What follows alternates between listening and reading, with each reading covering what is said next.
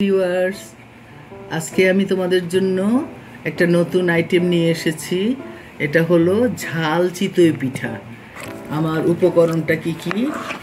ঝাল চিতই পিঠার জন্য আমি আজকে সুজি দিয়ে করব। 1 কাপ সুজি দিয়েছি, হাফ কাপ সাদা আটা দিয়েছি, 1 চামচ লবণ দিয়েছি, 1 চামচ আদা পেস্ট, 1 চামচ রসুন পেস্ট, আর দিয়েছি কিছু কাঁচামরিচ। এখন এটা আমি সুন্দর করে ব্লেন্ড করে নিয়ে তারপরে তৈরি করব। হ্যাঁ, এই যে দেখো, এই সসটার মধ্যে একটু তেল ব্রাশ করে নিতে হবে।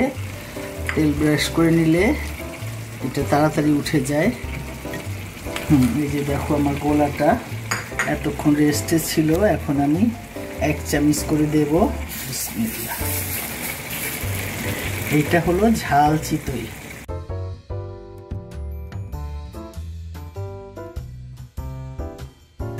এই দেব, জাস্ট 2 মিনিট পর পর উঠে যাবে। এই দেখো, ঢেকে দিলাম। একবার শুধু উল্টে দিতে হবে। বিসমিল্লাহ। এই দেখো, একটু হয়ে এসেছে না? এখন জাস্ট আমি একটু উল্টে দেব, যার উপরে যেন কাঁচা না থাকে। জাস্ট এভাবে উল্টে দেব। এই দেখো, আমি কতগুলো করেছি।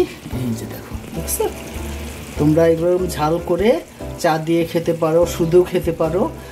চিতই পিঠা তো সবাই সবসময় খাও, কিন্তু ঝাল চিতই যে খাও নাই সে একবার করে দেখো, বেশ মজা লাগতেছে। এই যে দেখো, দেখছো? Thank you everybody. Next time আবার নতুন কিচেন নিয়ে তোমাদের সামনে হাজির হব। এই পর্যন্ত বাই বাই, টাটা, আল্লাহ হাফেজ।